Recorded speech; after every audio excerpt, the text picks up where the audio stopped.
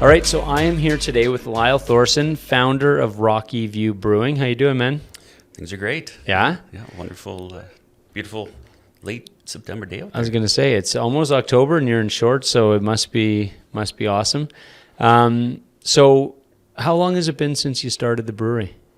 It's been 6 years. 6 years? Yeah. So we knew each other before. It seems like I'd say a lifetime ago, in that I used to have a little sports store in Cochrane. So when we first met each other, you were a goalie in all the men's leagues in Cochrane. So you had the fortune of saving a lot of my shots back in the day.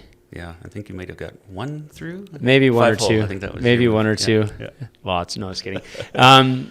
So you're still in Cochrane, like this is where the brewery is, and you're still living out there? Yeah, we are. Yeah, we've been out in Cochrane for 20 years now, and we live just outside of Cochrane on an acreage there, and that's just how it all came to be.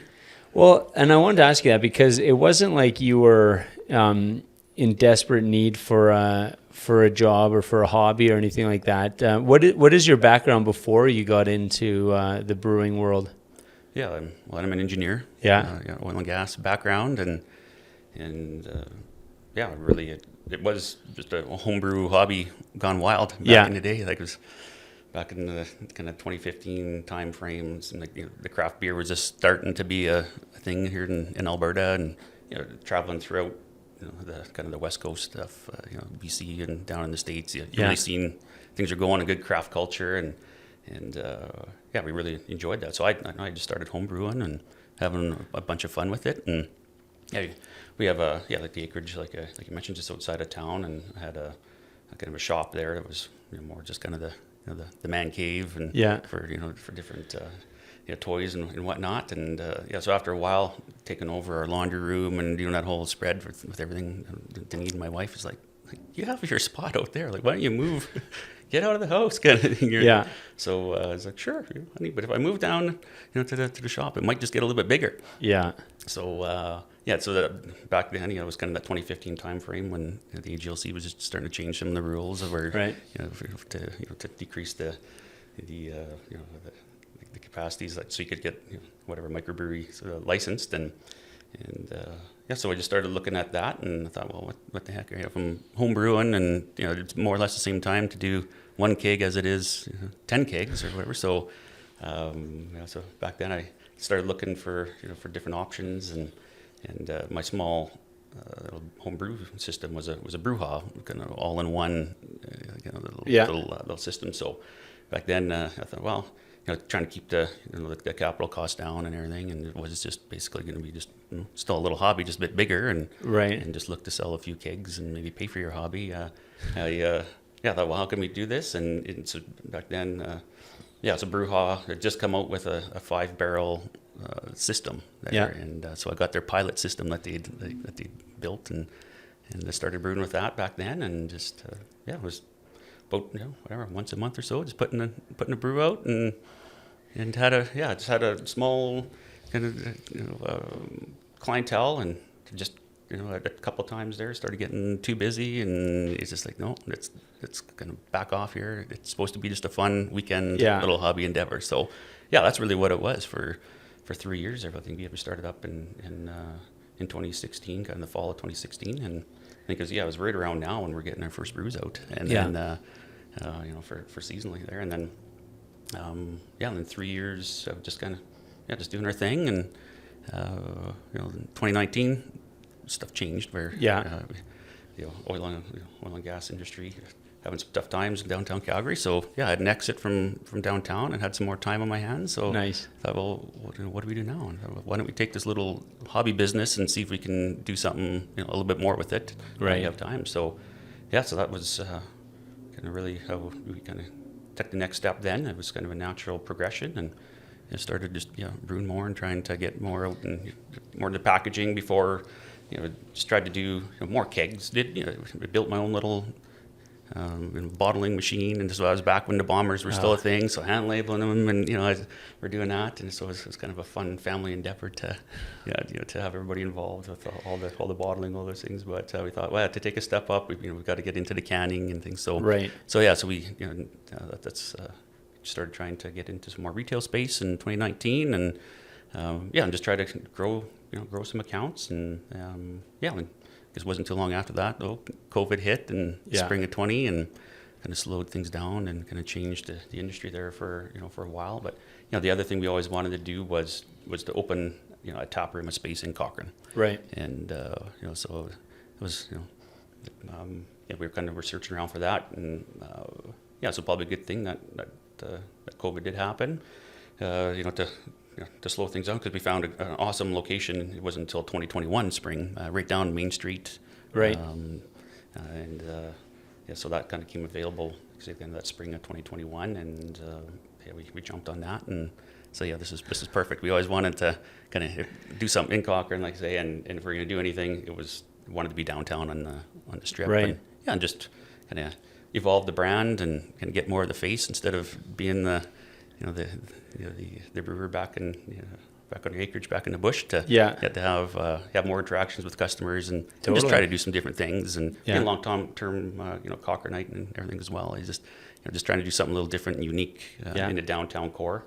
It's awesome, kind of downtown district with just great little field, get good historic kind of aspects there. So just trying to also just really help and build some of the culture of coming downtown Cochrane, and hopefully we can encourage a few folks from Calgary to come out and absolutely not only stop at the brewery, but do some shopping in the core and help out some of the other businesses and stuff too. So, and Cochrane just in the last decade it's literally unrecognizable from what it was a decade ago. Like it's a really booming. I call it a town, but it is a city, right? Like it's huge. Yeah, I think it's over 30,000 people now. Mm-hmm. So you're an engineer by trade. Yeah. When you approach, so I swear there's a few engineers in the industry, and you guys should have your own association. I'm sure you guys would have, because the way that you approach beer from as an engineer,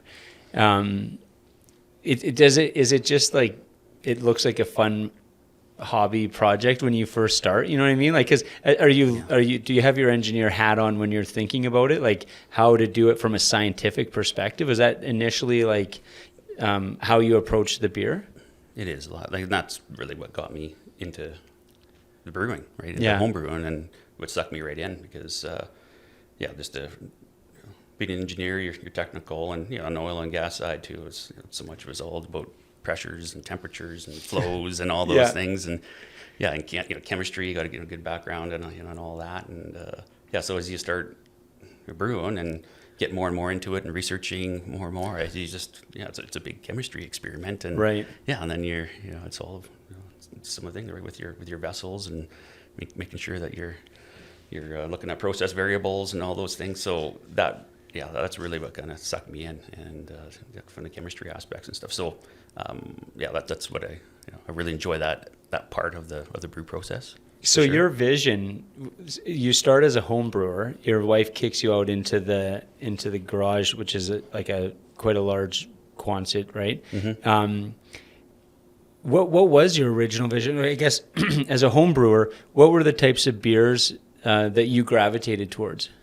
I gravitated towards just more easy approachable drinking beers, and I think that's kind of been our philosophy all along the way, especially back then.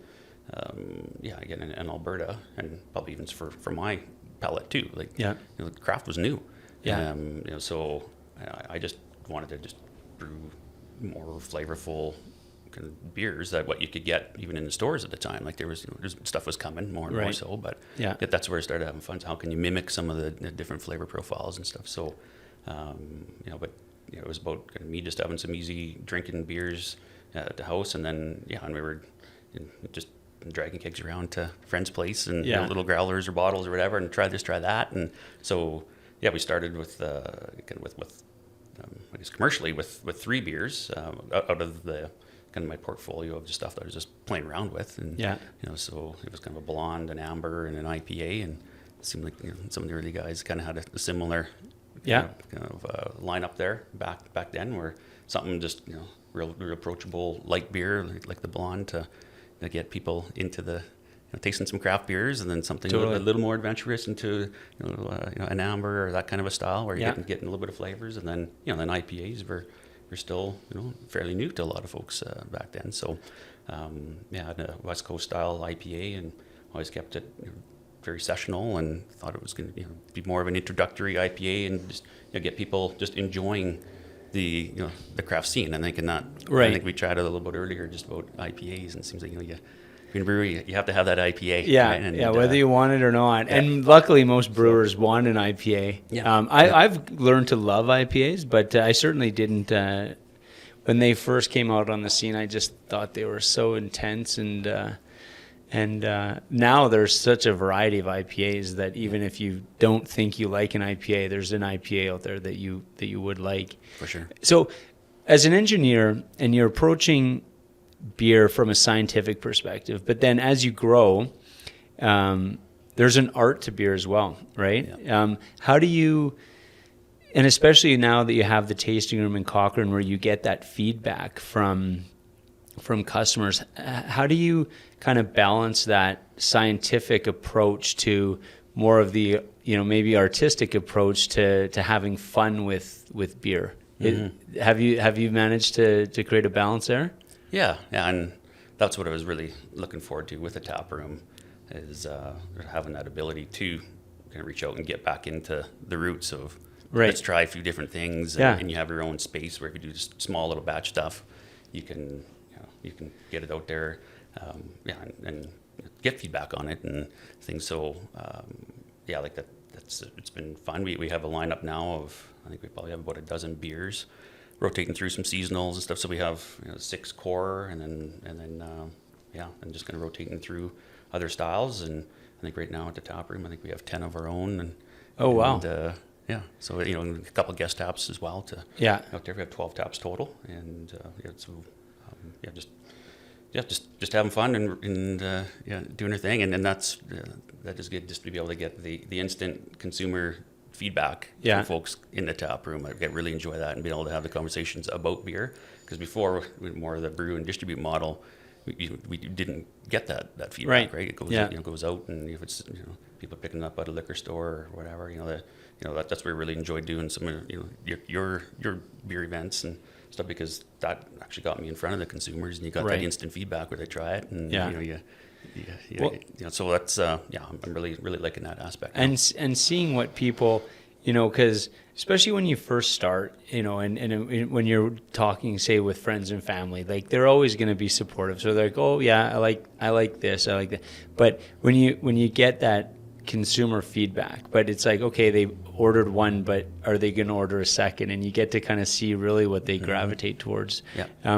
So as a home brewer, though, the idea of branding everything might not have been front and center. So how does that part of the company and the brewery evolve in terms of who does that aspect of it? Because all of a sudden you go from doing it as a hobby to, oh shit, we need a name, we need a brand, we need, because looking at your branding, it's quite tight. So is that something that you're an expert at, or did you have to get outside help for that? Yeah, we got outside help. We're fortunate to have a friend who's a designer, and Corey Hellard. Yeah. And she's very, very talented. And so Corey has done all our original logo design and all of our labels throughout, from our very first labels for our bottles to our 6-pack cans that we first came out with, the 355s, and then we did a bit of a rebrand when we went into the 473 4-packs, and now it's into the different adventure series kind of beers that we're doing. Corey's done all that work, and so super talented lady and great vision for stuff. So we give her a little bit of guidance of kind of what we're thinking, but she she's the wizard there, that she puts it all together, and so from that, I've been really pleased. We get a lot of great feedback on our different designs and stuff, and But that for sure, you hit it right where originally when you're just your home brew, and even to move commercially, you want to get a label that looks good, a good logo, and but then back then too when we first were starting, you didn't really think too far forward. It was always just in my mind just this little hobby thing that I'm just doing just because, and then when you want to make a real business out of it, you start seeing like that stuff. It really matters, right? So not only from the label and all that, but into just marketing and all that just in general. So, and I feel like you've kind of just the way that you built your business, it kind of puts you into a unique position because you have, like you said, you have the acreage with the Quonset that it essentially becomes like your distribution hub almost, right? It is. Yeah. You have your small brewery there, but you really can't keep up to demand just with that. So you also do some contract brewing as well, just to keep up with demand. Yeah. And then you have the tasting room in Cochrane. So it's kind of just as your company's evolved, it's I would say quite a unique business model. Like I don't know if there's another one quite like it. Yeah, no, it is, and I've always wanted to have this being fun, and I said when it's not fun, we're not going to do that anymore. Right? Yeah. And so it's growing probably beyond that type of an aspect to say I'm not going to do this anymore because it's not fun. But that's really what it's about, and about no stress and just do your thing and just tinker. Yeah. And then so I just tried to keep it all manageable and no debt and no anything, because I think that's when things can get very stressful when you're out and having to pay some big bills and keep doors open that way. And that's not what I wanted to get into. So the model, we just thought just inch along and take some steps along the way, and definitely the tap room, and that was a very big step. Like that's outside of our comfort zone. For both myself and my wife, no background in the service industry, so that was a big one. To take on, but it's been good. It's been fun.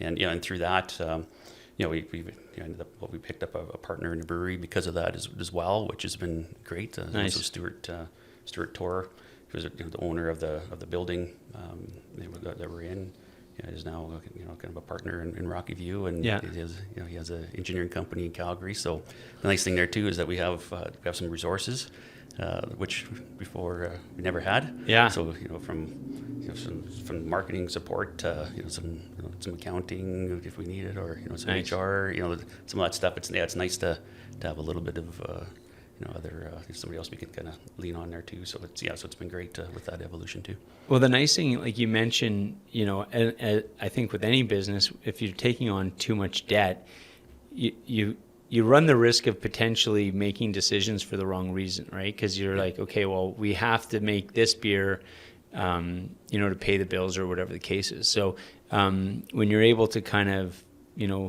grow as you have, then you're able to make the decisions for the reasons that you want to make them, as opposed to kind of being beholden to it. So I like that idea. You mentioned that your wife's involved. So I find that, because it wasn't something that you had initially, set out to build this. So it builds over time. How did she get involved? What's her role in the business now?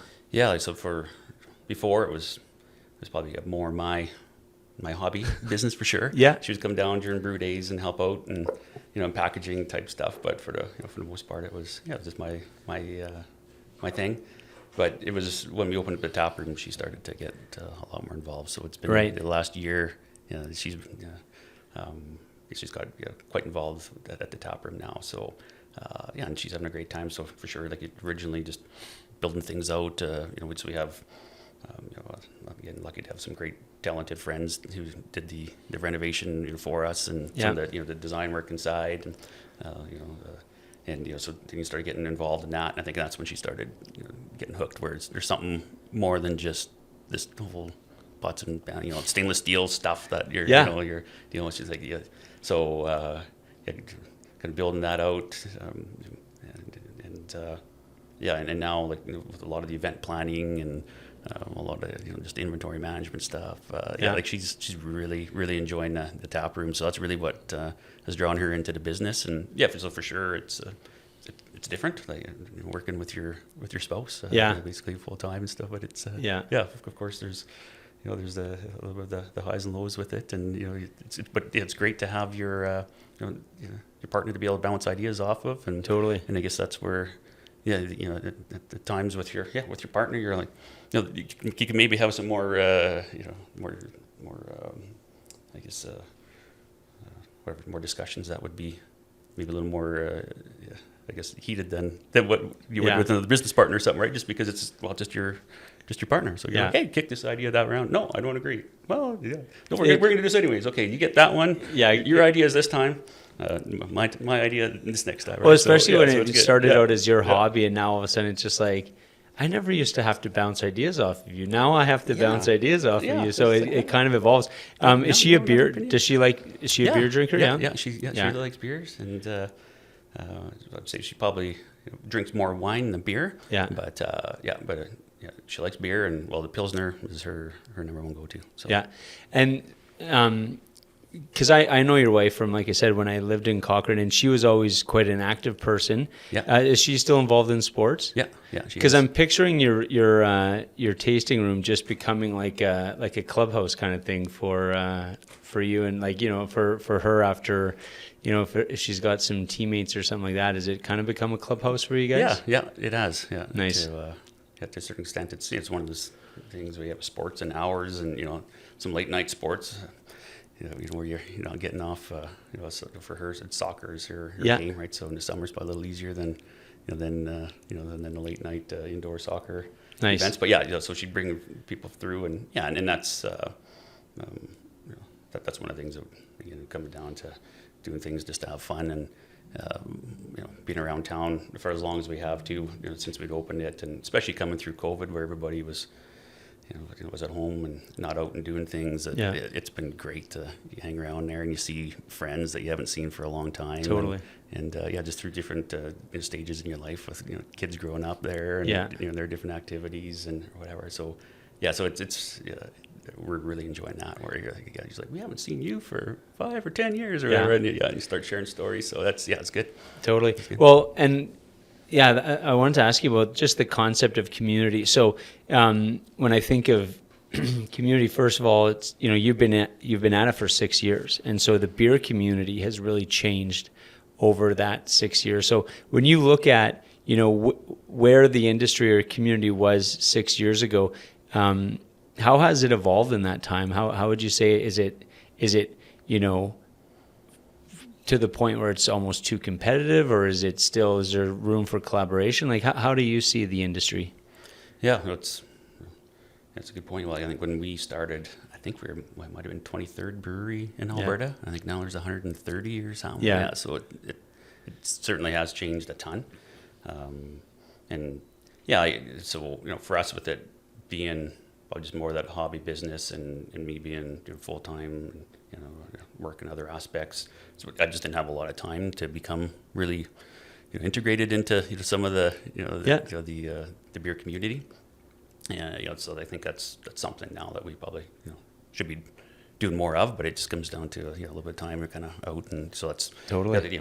So we gotta do more there. But for sure, it's throughout the years you've definitely seen the evolution where early on it was having some conversations around just beer, and like I got a little brewery, and so whether you're in a restaurant or some of the different liquor stores or something, they're like, oh yeah, that's great, if you have some product, bring it by, and we'll put it on tap or whatever, right? So it was it seemed like back then would have been definitely easier to I think to start growing a smaller brewery than now, like you say, like I think there's a lot more competition out there, just how many breweries there are, and people with multiple lines and multiple brews. So there's a lot of beers. Out there, and so I think it's great for the consumer.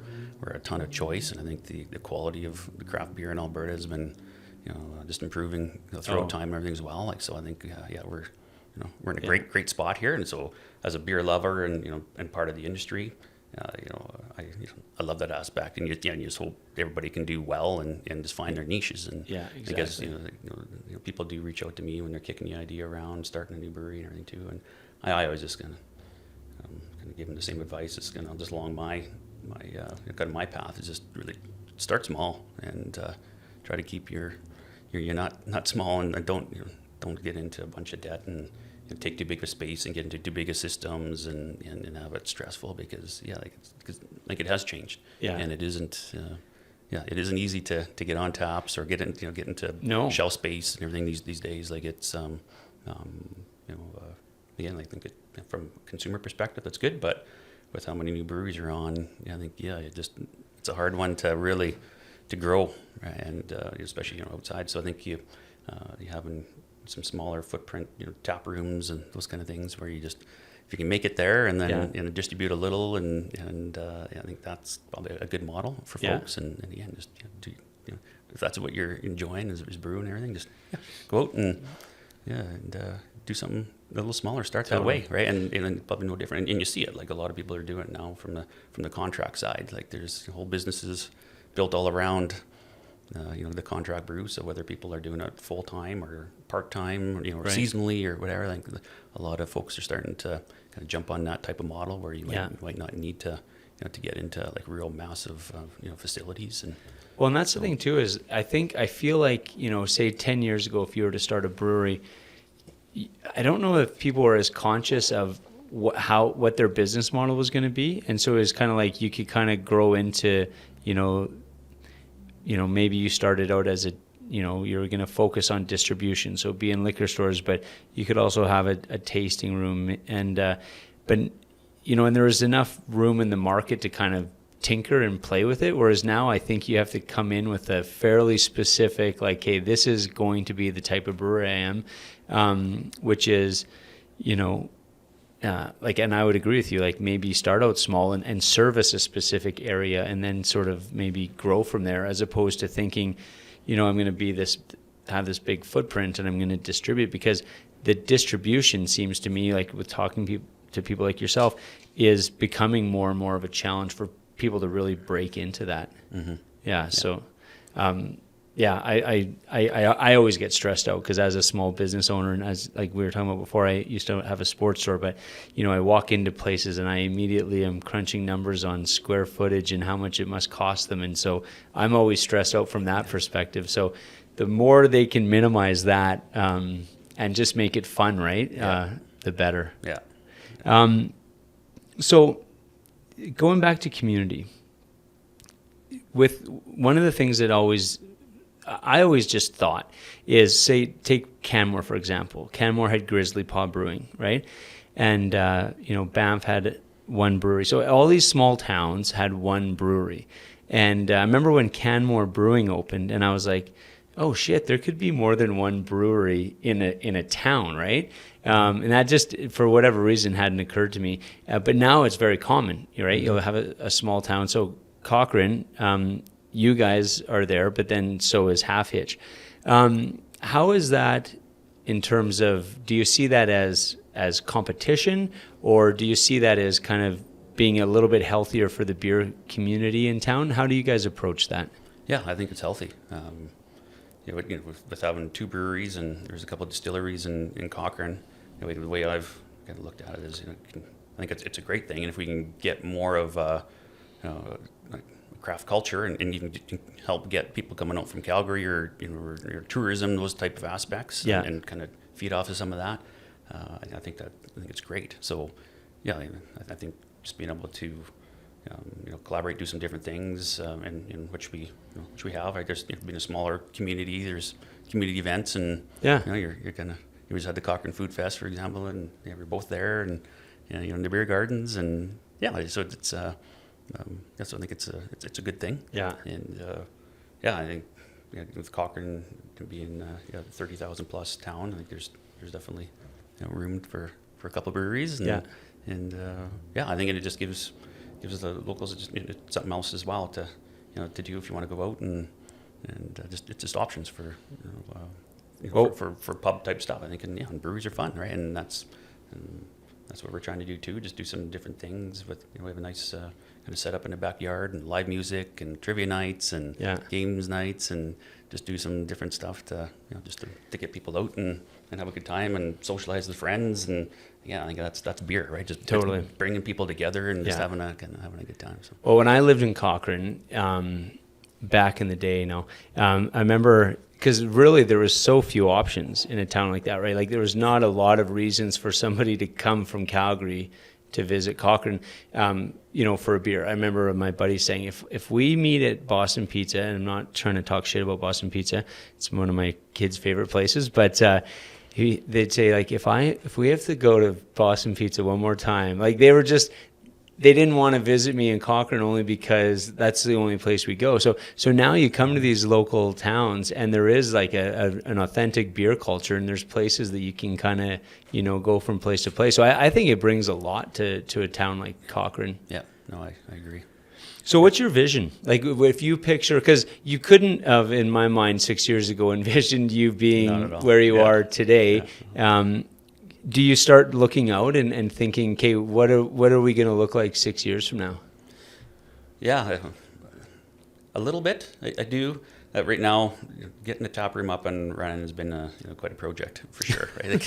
It's the not from being from that industry and everything. We're 9 months into it now and still kind of learning and just evolving and still building things out and stuff. So. You're still in that startup mode a little bit, but really, like for me, again, we're never gone into this to try to take over the world and nudge around and nudge people out. It's just it's about having fun. I wanted to do something different for Cochrane, and like you say, just try to build community, give people some different options. Being there for 20 years, it was kind of like what you're alluding to, right? Just maybe some other independent businesses that just offer something different, unique, and allow even just Cochrane folks to stay in town and instead of driving back into Calgary to find something different than maybe some of the chain stores. So for me, it was really just, can we do something to just help the Cochrane culture. Be downtown and just be part of that, because some great stores, and just help kind of reinvigorate the downtown business district, and just try to get more traffic coming, because we have something so unique in Cochrane, and I think it's a very special town, and how can we help that out? And really, and I'm just trying to give back to community.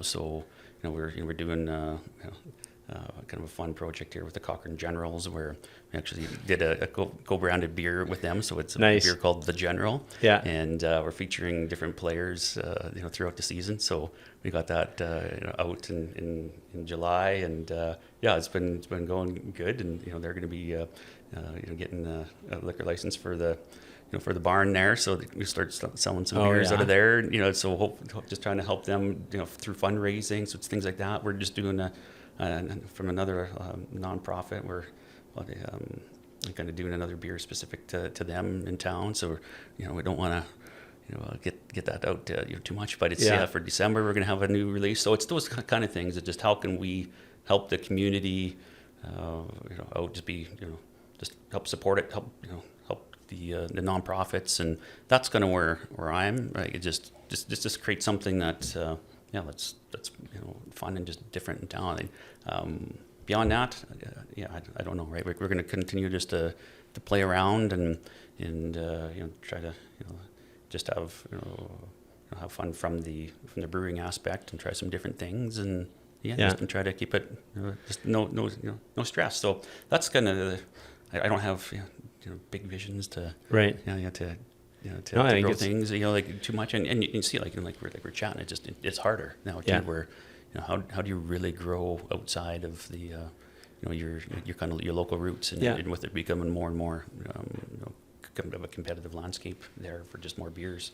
I think that's probably where it's at, is just keep close to community and and just well, and the thing is like I talk to a lot of salespeople in the industry and stuff, and sometimes it is just growth for the sake of growth, and it's just like if you can have your niche, which you guys clearly do, and you've said it probably 100 times as we've been talking, but keep it fun, and I think that's really cool.